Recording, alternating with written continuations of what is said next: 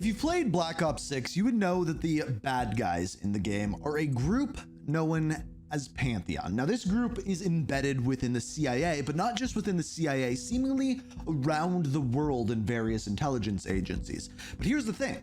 They're mysterious. We don't really know who they are. And matter of fact, we don't really know where they came from, how they came to be, except for some breadcrumbs that were smattered throughout the campaign, but also breadcrumbs that have been given to us each and every season since Black Ops 6 was launched. And it seems as though we're getting to a tipping point where we're going to get more and more entrenched in the story of Pantheon, and it might even lead into the next Call of Duty game. So I thought it would be a good time to bring all of that evidence together and explain to you guys everything we know so far about Pantheon. So we know that Black Ops 6 takes place during the Gulf War. However, we need to go back in time to the year 1962 with a little known thing of the Advanced Technology and Applications Division being founded at that time. This is the building that we go into as Case, where he trips out, where there's the gas going on and all of that kind of stuff. Now, if you're wondering why the Advanced Technology and Application Division came to be, it all revolves around the entire story of Black Ops, going all the way to Black Ops 1. Remember in that game how Alex Mason was brainwashed by the Russians and a numbers sequence was put inside his head? Well, yeah, the Advanced Technology and Application Division was created to break those Russian numbers codes. And in fact, through the building that we go through, we can actually see these papers spread throughout the building. So this was an incredibly remote building where employees had to actually train into the area to actually work here. But it was between the years 1976 and 1981 where the Advanced Technologies and Applications Division started working on a project called Cradle, which was a biological agent to essentially create super soldiers. Now, this was concepted up into the year 1981, but at that point, they started human testing. Now, there were several pieces of evidence to state that they were testing on humans before this, but that is all unofficial. For example, the mangler that you find inside of the bathysphere is said to be one of those people who was tested upon before the year 1981. However, in 1981, human trials started, which, by the way, complete side note, is the exact same year and a month apart from when Bell got shot to when the human trials started. Just saying. Now, these human trials started with someone by the name of Case 1. It's for you. It's fantastic to see you again, Case 1. How have you been feeling? A friendly reminder that most of the facility is off limits to patients. I hope you understand. Welcome back, Case. Don't worry, the Cradle can't hurt us anymore. We're special.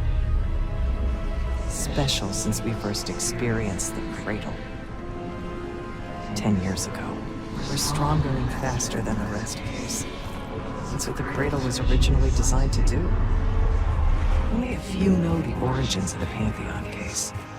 They were a CIA branch, unknown to even the other Black Ops divisions. They developed the Cradle. A new generation of operatives would be born of it. However, there was an incident, and as far as this incident goes, it involved Case.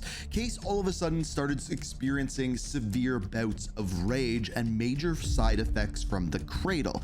Therefore, the CIA stepped in and said, we are stopping any more testing. However, there was a subset of people within the Advanced Technologies and Application Division that wanted to keep pushing this further and believed that this was the future of science. That group was known as Pantheon. Pantheon then decided to section themselves off from the CIA and then start working on all of this, and in so creating Cradle, not the super soldier serum, but Cradle, the biochemical weapon. So this time there was someone inside the Advanced Technologies and Application Division with the name of Maxwell who snuck a sample of Cradle into a rubber ducky, took it out of the building, and got it out into the public. Therefore, Pantheon was outed. And this was the beginning of the beginning, because as far as Pantheon goes, they now subsection themselves out, and now they were working essentially against the CIA. We'll get to that in a minute, but there's still a little bit more. See, at one point there was a bunch of spies from Moscow getting sent into the Advanced Technology and Application Division to get information on what they knew on the numbers sequence and what they were doing with things like Cradle. And essentially we can look at this from the perspective of those people getting sent in were indeed Perseus. Perseus agents were the people who were engaging with the CIA, trying to be spies, trying to act as CIA members, and that is hugely important. Because this brings us to what we are learning now with Pantheon. The Pantheons infiltrated Avalon's underworld. They're after the global crime networks.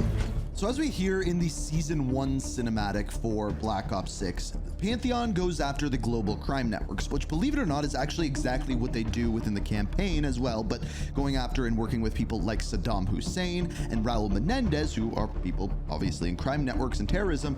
They do the exact same thing, but this time in Avalon. And again, they seem to do this because they need money and funding for their projects like Cradle. And we'll get to why in a minute. So yeah, Pantheon somehow gets into the Avalon crime networks with the guild, with the family, things like that. Now, this story never really went anywhere as of yet, but the next thing that we know, Jason Hudson has a tape from before he was killed explaining what he knew about Pantheon before all of this mess went down with Raul Menendez, and learning that they were kind of working together as well. The company's compromised.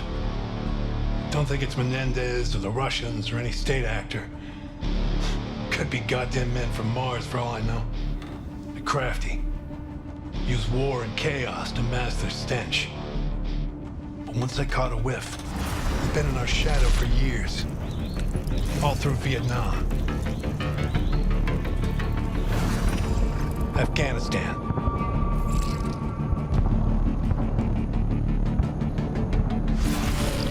Russia.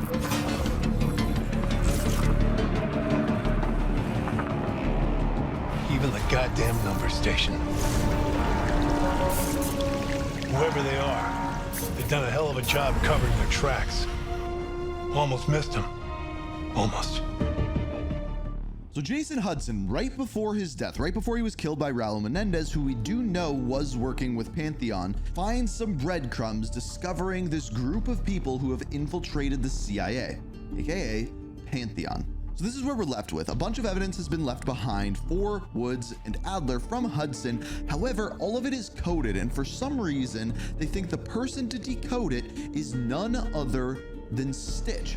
Now, the weird part about this is, why Stitch? He was a member and the leader of Perseus. Well, remember, going back to what we found inside the Advanced Technology and Application Division, at that time, some of the people who infiltrated it were indeed Russians. Now, the question is why is Pantheon doing this? Why are they trying to use biological weapons? What exactly is going on here? Well, the answer comes down to one thing and one thing alone, and that is control. As we find out through the campaign, when you find some intel on the open world mission within the campaign, we find out that even after the Pantheon was shut down inside Advanced Technology and Application Division, they continued testing Cradle. They talk about 10 years earlier, in other words, 1981, and now we are in 1991, and they are testing Cradle on twins. Our two subjects, brothers, began exposure. Patient A through injection, and patient B through inhalation. Their pupils are dilated, but vitals are stable. Results to follow. Day 2. Patient A, injection, tried to escape. We restrained him, but he's demanding to be with his brother. The doctor thinks we can bargain with him and his brother in exchange for his cooperation. Results to follow. Day 3. We moved the brothers to the same lab. They're restrained, but cooperative.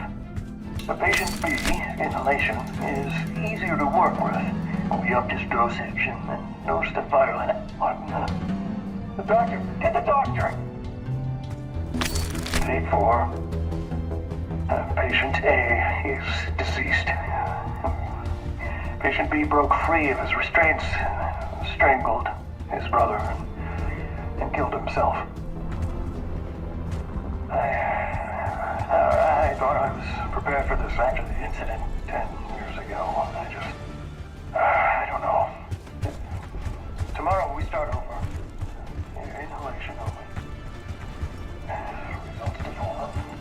So as we can hear based off of these tests in the year 1991, they switched their testing to inhalation only. And this is what we see later on. You see, by the end of the game, we find out that Jane Harrow's plan is to release Cradle within Washington, D.C., causing a biochemical weapon attack.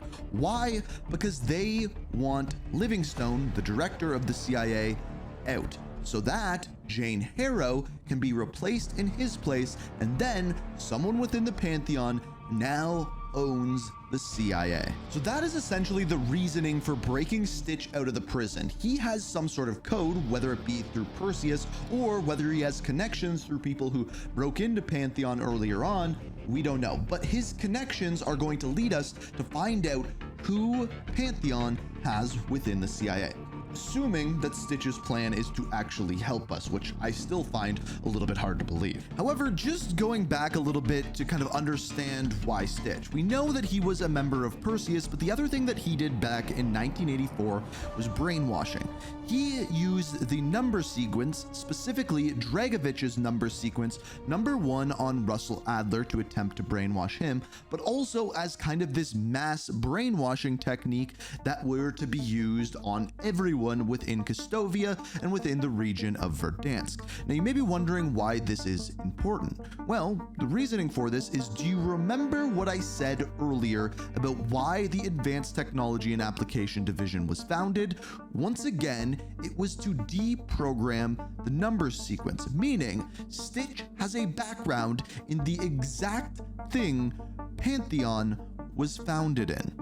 Now to answer that one itching question, why? Why is Pantheon trying to get people at the head of the CIA, like Jane Harrow? Why are they doing all of this? Why are they planning the terror attacks? Now, everything that I'm seeing on the Cradle weapon attacks on Washington were all to get power. Everything that Pantheon has done is to get in positions of power, specifically within the CIA. And that's seemingly where they are pushing forward to. Hiding people within the CIA, putting people in areas where they can get information. The problem is we don't know to what end. What is the end goal of Pantheon? To that matter, who is the leader? Who is in charge of Pantheon? It is a question that has yet to be answered. It is a question that we don't know what their end goal is, and we're just kind of left questioning, what are they doing in the CIA, and why are they taking people out like Jason Hudson? Why are they working with Raul Menendez? We don't know what their goal is. We just know that they are a division, they are within the CIA,